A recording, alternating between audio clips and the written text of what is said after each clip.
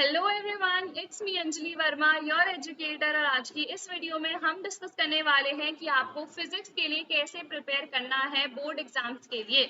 ऐसे बहुत सारे स्टूडेंट्स हैं जिन्होंने काफ़ी कुछ प्रिपेयर कर लिया है, आगे उन्हें क्या क्या और चीज़ें फॉलो करनी है। ऐसे बहुत सारे वो भी स्टूडेंट्स हैं जिन्होंने अभी तक कुछ भी नहीं पढ़ा है, तो आपको कैसे प्रिपेयर करना है ना, वही हम डिस्कस करने वाले हैं। सबसे पहले मैं बता देती हूँ, ऐसे स्टूडेंट्स जिन्होंने अभी तक कुछ भी प्रिपेयर नहीं कर रखा है उनको देखने हैं डायरेक्टली जाके वन शॉट। सारे वन शॉट्स मैंने अपलोड कर रखे हैं, फिजिक्स के लिए भी, केमिस्ट्री के लिए भी एंड मैथ्स के लिए भी। इसके साथ साथ आपको एक्सपेक्टेड क्वेश्चंस, इंपॉर्टेंट क्वेश्चंस जो कि बोर्ड्स के पॉइंट ऑफ व्यू से ना काफी ज्यादा इंपॉर्टेंट है, तो वो सारे वन शॉट्स और एक्सपेक्टेड क्वेश्चंस आप सबसे पहले जाके चेकआउट कर लेना। एंड ऐसे स्टूडेंट्स जिन्होंने इनफ अपना सिलेबस कर लिया है, जैसे फर्स्ट बुक उनकी कंप्लीट हो चुकी है या फिर 4-5 चैप्टर्स भी अगर आपके कंप्लीट हो गए हैं ना, तो आई विल प्रेफर कि आप डिटेल लेक्चर्स भी देख सकते हो। बट अगर आपने स्टार्ट नहीं करा है, सिर्फ आपने 2-3 चैप्टर्स करे हुए हैं, तो आप सिर्फ और सिर्फ वन शॉट्स पे ही स्टिक्ड रहना, ठीक है। उसके बाद क्या करना है, एनसीईआरटी आपको पकड़नी है। एनसीईआरटी में वही टॉपिक को देखना है। अगर आपको समझ में आ रहा है वही टॉपिक तो वेल एंड गुड, अगर नहीं समझ में आ रहा है तो आप रेफरेंस बुक्स की भी हेल्प ले सकते हो। मॉडर्न एबीसी, आईएससी नूतन, एसएल अरोड़ा, एचसी वर्मा, काफी सारे रेफरेंस बुक्स अवेलेबल हैं। आप कोई सा भी एक अपने पास रेफरेंस बुक ले सकते हो एंड उसकी हेल्प से अपने नोट्स आप बना सकते हो। उसके बाद हम आ जाते हैं नोट्स पे। तो आपको क्या करना है, आपने वन शॉट्स देखे, पहले तो एक रफ नोट्स बना लिए एंड उसके बाद आपने एनसीईआरटी रेफरेंस बुक्स की हेल्प ली और अपने खुद के हैंड रिटन नोट्स आपने प्रिपेयर करें। वैसे तो जो भी मैं आपको वन शॉट्स में पढ़ाती हूँ उनके मैं नोट्स की पीडीएफ भी आपको प्रोवाइड कर देती हूँ, but still I will suggest कि या तो आप उनकी हेल्प से अपने हैंड रिटन नोट्स बना सकते हो या फिर एनसीईआरटी और रेफरेंस बुक की हेल्प से खुद से नोट्स बना सकते हो। जो भी आपको कन्वीनियंट लगता है आप उसको कर सकते हो। उसके बाद आ जाते हैं हम डेरिवेशंस में। डेरिवेशंस में जो भी स्टेप्स हैं उनको आप जरूर मेंशन करना। जो भी बाकी रिटन पोर्शन होता है, लिखने वाला पोर्शन होता है, वो तो आपको नोट्स में मिल जाएगा एंड बाकी आप खुद से भी लिख ही सकते हो सारी चीजें, इतनी तो इंग्लिश हम सभी को आती है। तो जो भी मेन स्टेप्स है ना उनको मेंशन करना बिल्कुल भी मत भूलना। उसके बाद हम आ जाते हैं कॉन्सेप्ट क्लैरिटी में। This is most important. आपका जो कॉन्सेप्ट है वो बिल्कुल बहुत अच्छे तरीके से क्लियर हो जाना चाहिए। अगर मान लो बुक से नहीं समझ में आ रहा है तो वीडियो देख लो, वीडियो से नहीं समझ में आ रहा है तो एक बार बुक से रीडिंग कर लो, बट किसी भी कॉन्सेप्ट को आपको पूरा अच्छे से क्लियर करना है। उसके बाद question bank and previous year question paper से आपको प्रैक्टिस करनी है। एक अच्छा सा आप अपने लिए क्वेश्चन बैंक ले सकते हो एंड प्रीवियस ईयर्स ना मोस्ट इंपॉर्टेंट है। क्यों है? क्योंकि यही क्वेश्चंस हैं जो कि रिपीटेडली पूछे जाते हैं। जैसे कि आपके जो very short short long answer type questions है ना, वो हमेशा आपको पीवाईक्यू से रिपीटेड ही मिलेंगे। तो आप कौन सी बुक प्रेफर कर सकते हो वो मैं आपको बता देती हूँ। सो प्रीवियस ईयर्स के लिए आप ओसवाल बुक्स की 10 प्रीवियस ईयर्स सॉल्व पेपर्स वाली बुक प्रेफर कर सकते हो, जहां पे आपको 2013 से 2023 तक के पेपर्स मिल जाएंगे। मेरे पास अभी पीसीएम की बुक है, यानी कि यहाँ पे आपको पीसीएम के साथ साथ इंग्लिश के भी प्रीवियस ईयर्स मिल जाएंगे।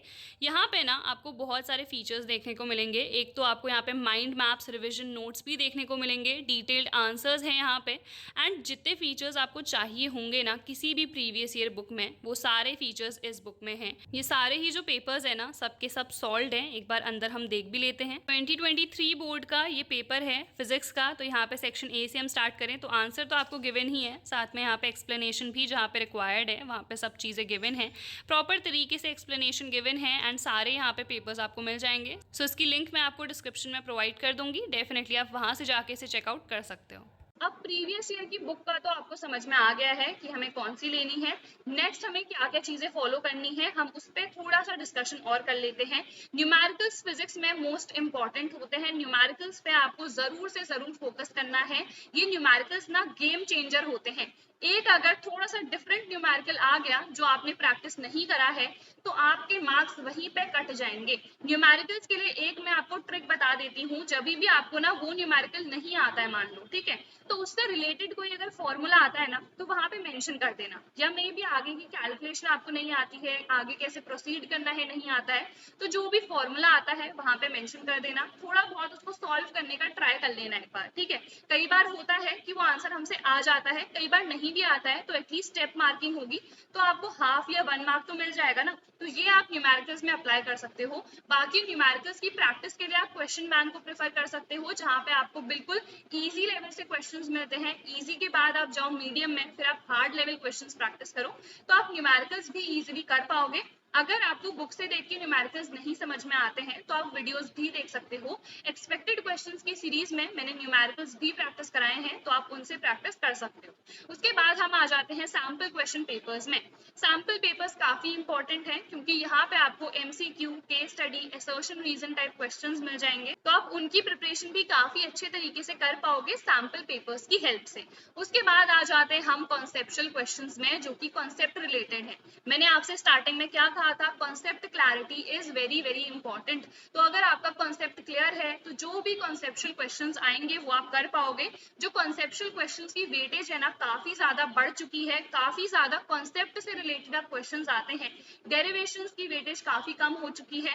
तो इसीलिए ना आपको चैप्टर को इन डिटेल पढ़ना है, सो दैट कोई भी क्वेश्चन आ जाए आप इजीली उसको आंसर कर पाओ। एंड मैं ये चीज भी आपसे जरूर कहना चाहूंगी कि अब इतना इजी नहीं रहा है, बहुत आपको मेहनत करनी पड़ेगी, तो बहुत अच्छे तरीके से आप मेहनत करो। सारे रिसोर्सेज ना मोस्टली आपको फ्री में अवेलेबल मिल जाएंगे, तो आप उनका यूज करो, यूटिलाइज करो।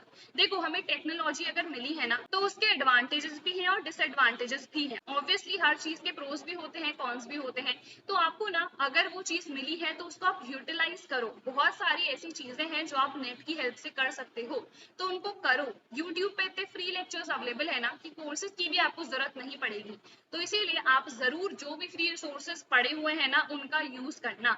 उसके बाद हम आ जाते हैं रिविजन में। Revision is very very important in each and every subject. आपको ना बार बार रिवाइज करनी है चीजें।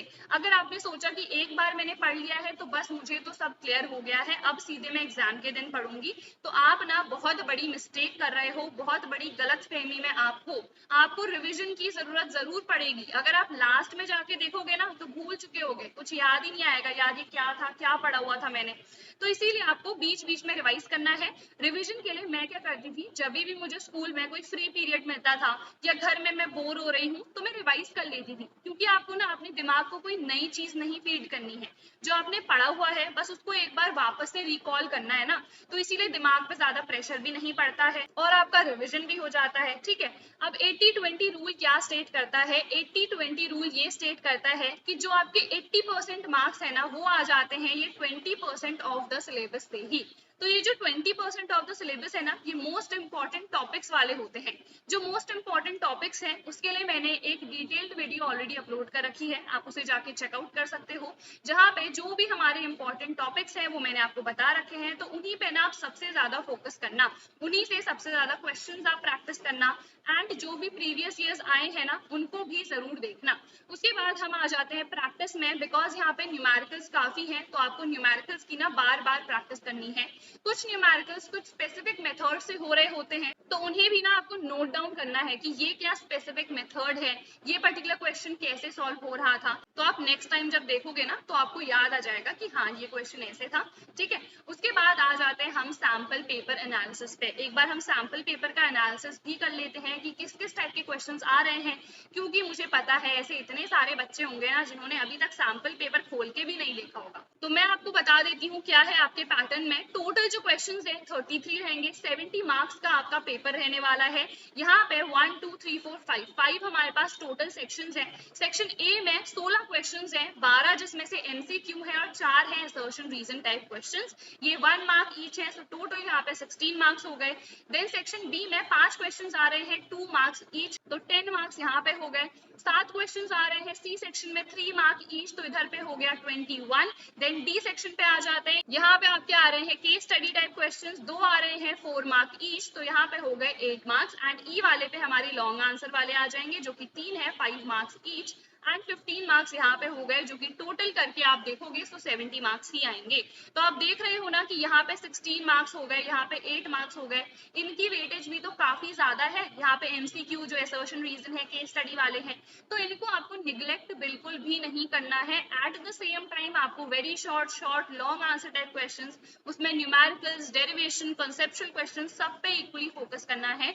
अगर आपको कुछ इंपॉर्टेंट पीडीएफ चाहिए होंगी तो आप study warehouse telegram group को ज्वाइन कर सकते हो। जो भी आपके क्लास 10th के स्टूडेंट्स हैं, जिनको भी आप जानते हो, उनके साथ मेरा नया टेलीग्राम चैनल आप शेयर कर सकते हो, जहां पे मैंने ना क्वेश्चन बैंक्स की पीडीएफ भी अपलोड कर रखी है, तो वहां से वो उनकी हेल्प ले सकते हैं। So that is it for our today's video. I hope this video help you. Do not forget to like, share and subscribe to my channel, and I'll see you guys in the next video. Till then, take care and bye bye.